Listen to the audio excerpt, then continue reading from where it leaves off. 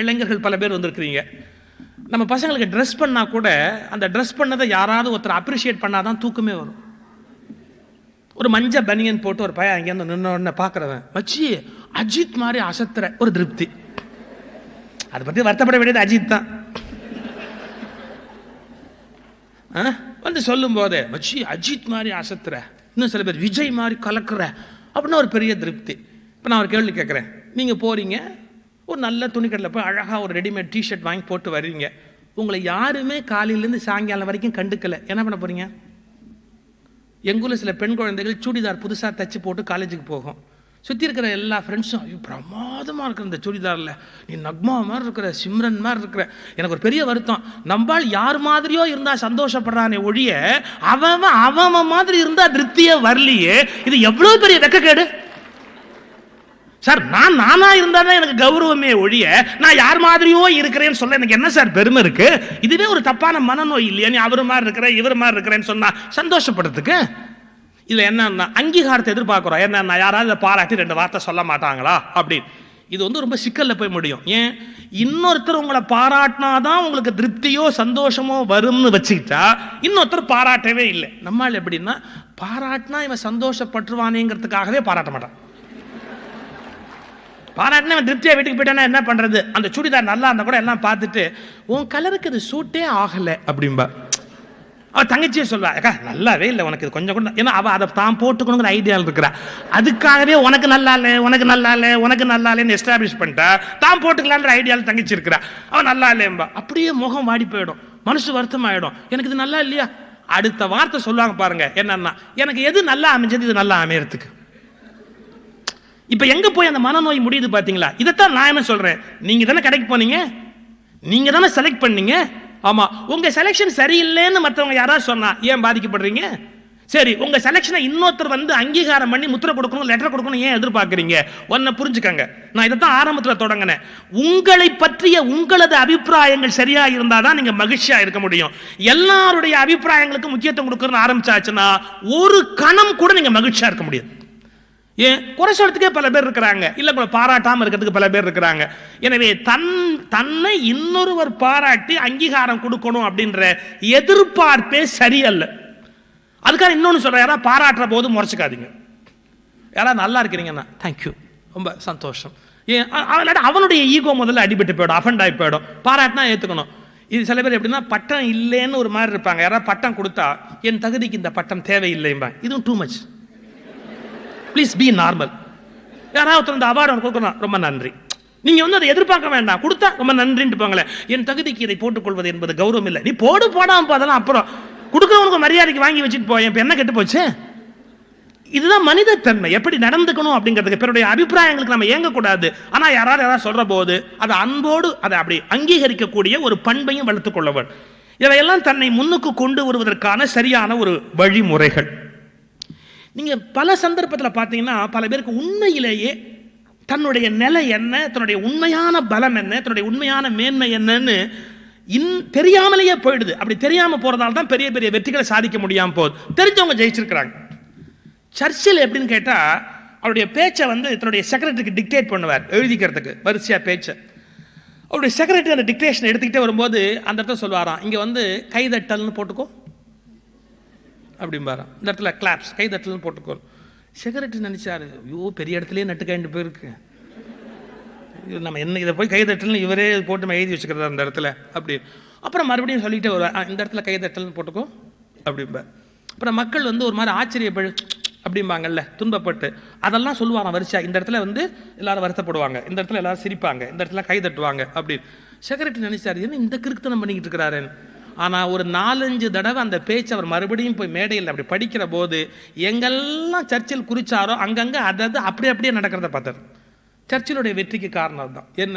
தான் சொல்லுகிற இந்த இடத்தில் மக்கள் இப்படித்தான் நடந்து கொள்வார்கள் என்பதை பற்றி தீர்க்கமான ஒரு தீர்மானம் இருந்தது. அவர் மேலே வந்தார். நான் அதுக்கு நேர்மாறாக ஒன்று சொல்கிறேன், மேலே வந்தவர் தான், ஆனால் அவருக்கு இன்னொருத்தர் தான் அவர் யாருன்னு புரிய வச்சார். அது ஒரு இடம். நாதஸ்வரம் மேதை திருவாவூர் ராஜரத்னம் பிள்ளை கச்சேரிக்கு, கல்யாண கச்சேரிக்கு வாசிக்க போகிறார். அந்த காலத்தில் அவர் கச்சேரிக்கு வந்து கூப்பிட வந்த ஒருத்தர் உங்களுக்கு என்ன பணம் கொடுக்கணும்னு கேட்டிருக்கார்.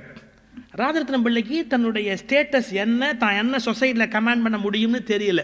ஏன்னா ஒரு உண்மையான மகா வித்வான், இசையில் தான் அவருக்கு லைஃபே ஒழிய ரெமுனரேஷன், சன்மானம், பேமெண்ட் எல்லாம் அவருக்கு தெரியல என்னன்னு. அந்த காலத்தில் 1000 ரூபாய் அப்படிங்கிறது ஒரு பெரிய விஷயம். 1000 ரூபாங்கிறதே ஒரு பெரிய விஷயம். அதை நினச்சிக்கிட்டு ராஜரத்னம் பிள்ளை என்னமோ சொல்லி இப்படி தயங்கி அவர் தான் நினச்சிக்குவாரோ, அந்த 1000 ரூபா கொடுக்காம எந்திரிச்சு போயிடுவாரோ, இது பெருசு ஜாஸ்தின்ட்டு போயிடுவாரோங்கிற மாதிரி நினச்சிக்கிட்டு 1000 ரூபாய் அப்படி ரொம்ப தயக்கமாக சொன்னாராம். அவர் காதில் சரியாக விழல. என்ன 10,000மான்னாராம். யார் வந்தவர் 10,000மா அப்படின்னாராம். ராஜரத்னம் பார்த்தார், ஆமாம் தான் சொல்லுவோமே. ஆமாம்னார். பேமெண்ட் வந்துருச்சு. அப்போ தான் புரிஞ்சுக்கிட்டாரா, ஓ என்னை 10 மடங்கு குறைவா நான் மதிப்பிட்டு இருக்கிறேன், இப்போ தான் என்னுடைய மார்க்கெட் என்னன்னு எனக்கு தெரியுது. ஓ நான் 10 மடங்கு மேலே வளர்ந்துட்டேன், அது எனக்கு தெரியலன்னாராம். இந்த தொகையில் கொஞ்சம் வித்தியாசம் இருக்கலாம், ஆனால் நடந்த நிகழ்ச்சி இது என்னன்னா, அவர் சொன்னதை ஒருத்தர் தப்பாக விளங்கிட்டு அவ்வளவா அப்படின்னு பேமெண்ட் உடனே கொடுத்த உடனே தான் ஓ இன்றைக்கு நமக்கு சமூகத்தில் எவ்வளவு பெரிய செல்வாக்கு இருக்குங்கிறத ராஜரத்னம் பிள்ளை கண்டுபிடிச்சாருடைய வாழ்க்கை வரலாற்றில் வருது. இது எதுக்காக சொல்றேன், சில சந்தர்ப்பத்தில் இன்னொருவர் தான் நமக்கு யாருங்கிறத உணர்த்த வேண்டி இருக்கு. இது ஒரு கோணம். ஆனால் நிஜமாவே நம்முடைய வளர்ச்சிக்கு அது பயன்படும்னா அதை எடுத்துக்கணும். ஆனால் விமர்சனம் பண்ணுங்கிற நோக்கத்தோடைய ஒரு உட்கார்ந்து விமர்சனம் பண்ணி கொண்டிருந்தா அந்த விமர்சனத்தை நாம ஏன் ஏற்றுக்கணும், எதுக்காக நம்ம அதுக்காக கவலைப்படணும்? எனவே தன்னுடைய நிலை என்ன, தன்னுடைய பலம் என்ன என்பதை தானாக உணருதல் அல்லது பிறர் உணர்த்துகிற போது உணர்ந்து கொள்ளுதல், இந்த 2 நிலையிலேயும் ஒவ்வொரு சந்தர்ப்பத்திலேயும் தன்னை உயர்த்தி மேலே கொண்டு வருவதற்கு முயற்சி பண்ணும். இதில் என்ன சிக்கல் வரும் தெரியுங்களா? வாழ்க்கையில் நீங்க ஒரு தொழில் தொடங்குறீங்க, ஒரு பிஸ்னஸ் தொடங்குறீங்க, இல்லை ஏதாவது ஒரு காரியம் நீங்க உலகத்தில் தொடங்குறீங்க. என்ன தொடங்கினாலும் முதல்ல அதை கேலி பண்ணவும் தாழ்த்தி பேசவும் பல பேர் ரெடியாக இருப்பாங்க. நான் பல கல்லூரிகளுக்கு பேச போகிற போது பார்த்துருக்கிறேன். நாங்கள் உட்காந்துருப்போம், முதல்ல அந்த பசங்களையோ பெண்களையோ பாட சொல்லுவாங்க. இப்போ இந்த பொண்ணு பாடுவா அப்படின்னா அந்த பொண்ணு அங்கேருந்து வந்து பாட வருவா. அது என்னமோ மைக்கு கிட்ட வந்தோடனே சில பேருக்கு குரல் கோளாறு பண்ணும் அப்படிம்பாங்க. உடனே எல்லா பையனும் ஓன்னு கத்துவான். அப்புறம் அந்த பொண்ணு பாட ஆரம்பிப்பா, சுருதி விலகி போயிடும், குரல் கீச்சிட்டு போயிடும். உடனே எல்லாரும் ஓன்னு கை தட்டி உட்காந்து வச்சுருவாங்க பாட முடியாதபடி. நான் அந்த கல்லூரிகளை பேசுகிற போது சொல்லுவேன், அந்த பொண்ணுக்காவது பாடணுங்கிற ஒரு தெளிவு இருந்தது, பாட முடியும்னு ஒரு நம்பிக்கை இருந்தது. உனக்கு அது கூட இல்லை, அப்புறம் என்ன ஓன்னு கை தட்டுற? அது கூட உனக்கு இல்லை, அந்த தைரியம் கூட உனக்கு இல்லை. அந்த தைரியத்தோட மேடைக்கு வந்த பெண்ணை நீ அவமதிக்கிறிய, என்ன வகையில் அது நியாயம்? அதாவது ஒரு முயற்சியோட கல்லூரியில் அந்த பெண் பாட வர, நான் இந்த கல்லூரின்னு தான் சொன்னேன், அதுக்காக கச்சேரியில் அப்படி வந்து பாட வரப்படாது. அதுக்கு வித்தியாசம் இருக்கு. அங்கே தகுதி இல்லாமல் மேடைக்கு வந்து நிற்கப்படாது. கல்லூரியில் அவங்கவுங்க திறமையை வளர்த்துக்கிற இடம். அங்கே ஒரு பொண்ணு பாட வர்றா, அவ கொஞ்சம் சரியா பாடலை அப்படின்னா அப்போ ஊக்குவிக்கணும். அது பல பேருக்கு தெரியல. ஆனா இன்னொருவர் அப்படி கேலி பண்ணிட்டாங்க அப்படிங்கிறதுக்காகவே எனக்கு சங்கீதமே வராது, எனக்கு ஒண்ணுமே வராதுன்னா எவ்வளவு தூரத்துக்கு பின்னாடி போக வேண்டியிருக்கும்.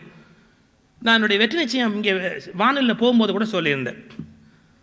4 வயசு குழந்தை, அந்த குழந்தைக்கு காது சரியா கேட்காது.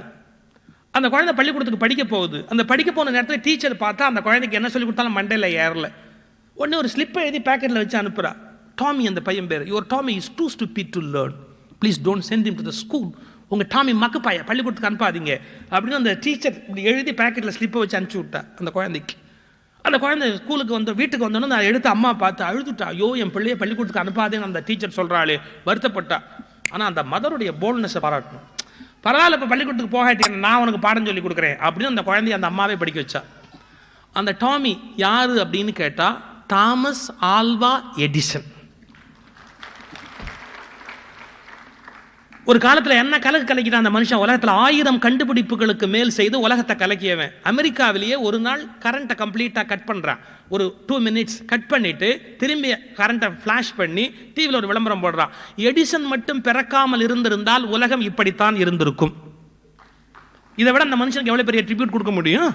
அப்போ அவ்வளவு பெரிய சுயமான அறிவுடைய ஒருவர் என்னன்னா பள்ளிக்கூடத்தில் படிக்க லாய்க்கில்லேன்னு வெளியே அனுப்பிச்சிருக்கான். நல்ல வேலை அனுப்பிச்சான்.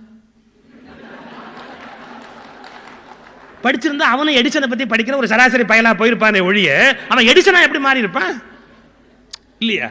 அவனுடைய சுயத்தன்மை என்பது வெளிப்படுகிறதா இல்லையா? உங்களுக்கு எப்பவுமே சொல்ற பாருங்க, ஒரிஜினாலிட்டி என்பது எப்போதும் ஆபத்துக்கும் கேலிக்கும் உரியதுதான். ஆனா அந்த ஒரிஜினாலிட்டி எப்படி விட முடியும்? ஒரு சின்ன எக்ஸாம்பிள் சொல்றேன். ஒரு நர்சரி ஸ்கூல், அந்த நர்சரி ஸ்கூல்ல குழந்தைகள்லாம் உட்கார்ந்துருக்கு. அப்போ அந்த டீச்சர் என்ன பண்ணுறாங்க, டெமான்ஸ்ட்ரேஷன் பண்ணி கற்றுக் கொடுக்குறாங்க. ஒரு ஆப்பிள் வச்சுருக்காங்க, பிஸ்கட் வச்சுருக்காங்க, சாக்லேட் வச்சுருக்காங்க. ஏ ஃபார் அப்படின்னு ஒன்று ஆப்பிள், இந்த ஆப்பிள். பி ஃபார் பிஸ்கட், இந்த பிஸ்கட். சி ஃபார் சாக்லேட், இந்த சாக்லேட் அப்படின்னு கொடுக்க போகிறாங்க. அந்த டீச்சர் எல்லாம் ரெடி பண்ணிருக்காங்க, குழந்தைகள் கற்றுக் கொடுத்துருக்காங்க, குழந்தைகளை உட்காந்து வச்சுட்டாங்க. அப்போ அந்த பள்ளிக்கூடத்தில் ஹெட் மாஸ்டர் வர அந்த டீச்சர் எப்படி பாடம் எடுத்திருக்காங்கன்னு பார்க்கறதுக்காக அந்த நேரத்தில் இந்த டீச்சர் மறுபடியும் டெமான்ஸ்ட்ரேட் பண்ணுறான். A4 அப்படி குழந்தைய பார்த்து காமிச்சா. A4 அந்த குழந்தை ஆயிடுச்சு. ஆப்பிள் இந்தா கொடுத்தாச்சு. இன்னொரு குழந்தைய எழுப்பினா B4 அப்படின்னா. அந்த குழந்தைக்கு பிஸ்கெட் பிடிக்காது. அதை விட என்னன்னா ஆப்பிள் ரொம்ப பிடிக்கும், அது யாருக்கோ போயிடுச்சு. அந்த குழந்தை பிஸ்கெட் இப்படி வெறுப்பா பார்த்துட்டு அந்த ஆப்பிள் வச்சிருக்க குழந்தையவே ஒரு மாதிரி இப்படியே முறைச்சிக்கிட்டே அந்த ஆப்பிளையே பார்த்துக்கிட்டே இருந்தது. டீச்சருக்கு என்னன்னா ஹெட் மாஸ்டர் தன்னை தப்பா நினைப்பார், சரியா சொல்லி கொடுக்கல அப்படின்னு நினைப்பார்ல. அதுக்கு அந்த குழந்தைய பார்த்து சொல்லு சொல்லு B4. அந்த குழந்தை சொல்லிச்சு B4 big apple. B4 big apple. Teacher சொன்னா நீ ஃபெயிலு. ஏன்? சிலபஸ் படி ஃபெயில் தானே. B4 பிஸ்கெட்னா தான் பாஸ் போட முடியுமே ஒழிய B4 பிக் ஆப்பிள் நீ ஒரிஜினலா வந்துட்டியா, நம்ம சிலபஸ் படி ஃபெயில். நான் இன்னைக்கு சொல்றேன், சிலபஸ் படி ஃபெயில் ஆகலாம், ஆனா ஃபெயில் ஆறவன் தான் புதிய சிலபஸை உருவாக்குவான். ஃபெயில் ஆறவன் தான் புதிய சிலபஸை உருவாக்குவான். அதை நம்ம புரிஞ்சுக்கணும். சோ நாம எப்படிப்பட்டவங்கன்னு முதல்ல கண்டுபிடிக்கணும். பழைய சிலபஸ்க்குள்ள படிச்சுட்டு போற ஆளா இல்ல புதிய சிலபஸை எழுதுறதுக்கு வந்த ஆளான்னு முதல்ல நம்ம யாரும் நமக்கு தெரிஞ்சுக்கணும் இல்லையா? தன்னுடைய நிலை என்ன? ஒரிஜினாலிட்டிக்கு உலகத்துல என்னைக்குமே ஒரு சேலஞ்ச் இருக்கு சார். ஒரிஜினலை அப்ரூவ் பண்றதுக்கு பயப்படுவாங்க. இது வரைக்கும் என்ன சொல்லப்பட்டதோ, வழக்கமா என்ன சொல்லிக்கிட்டு இருக்கிறாங்களோ அதையே சொல்றவனுக்கு ஒரு மார்க்கெட் இருக்கும். அதை தூக்கி அடிச்சு புதுசா உன்னை பிரசன்ட் பண்ண வந்தீங்களா உங்களுக்கு ஒரு சிக்கல் இருக்கும். ஆனா நீங்க டைனமிக்காவும் அந்த லீடர்ஷிப் குவாலிட்டியோடையும் சேலஞ்சஸ் ஃபேஸ் பண்ணக்கூடிய தைரியத்தோடையும் இருந்தால்தான் மேல வர முடியும். இதே ஸ்கூல் எக்ஸாம்பிள் நான் இன்னொன்னு சொல்றேன், என் மனசுல மறக்க முடியாத விஷயம். டீச்சர் கேட்கறாங்க, ஒரு ஸ்டூடெண்ட்டை பார்த்து கேட்கறாங்க, இன்ஸ்பெக்டர் கேட்கிறார், பள்ளிக்கூடத்தில் இன்ஸ்பெக்டர் கேட்கிறார், சின்ன பள்ளிக்கூடம் அது. ஒரு படத்தை காமிச்சு இது என்ன அப்படின்னு கேட்டார். அதுல வந்து ஒரு யானை இருக்கு. அதுல இப்படி காமிச்சு பள்ளிக்கூடத்தில் கேட்டார் இது என்ன அப்படின்னு. ஒன்னு ஒரு சின்ன குழந்தை எழுந்துச்சு ஆனை அப்படின்ச்சு. இன்ஸ்பெக்டர் பயந்துட்டார், இது நம்மளை சொல்லுதா இல்லை அதை சொல்லுதான். ஏன்னா அவரும் அதே மாதிரி தான் இருந்தார் கிட்டத்தட்ட. அதனால அந்த படத்தை ஒருத்தர பார்த்துட்டு தன்னை ஒருத்தர பார்த்துக்கிட்டு சரி ஒரே தடவையோட சொல்லியிருக்கலாம், எதுக்கு நீ 2 தடவை சொன்னேன் அப்படின்ட்டார். உட்கார் அப்படின்ட்டார். இன்னொரு குழந்தை எழுந்துச்சு, அது ஆனை இல்லை, அது யானை இல்லைன்னு ஒன்று. இன்ஸ்பெக்டர் கோபம், வாத்தியார் கோபம், இன்னும் ஆனை இல்லைங்கிற. திரும்பி ஒரு பார்த்துக்கிட்டு அது ஆனை தானே, இன்னும் ஆனை இல்லைங்கிற. அந்த குழந்தை சொல்லிச்சு அது ஆனை இல்லை, ஆனையோட படம். யார் அறிவாளி நினைக்கிறீங்க? யானைன்னு சொன்னவன் தான் மடையன், ஆனையோட படம் தான் துல்லியமான அறிவு. ஏன் தெரியுமா? இன்னும் தமிழனுக்கு படம் வேற வாழ்க்கை வேறங்கிற அறிவே வரல, அந்த பிள்ளைக்கு வந்துருச்சு.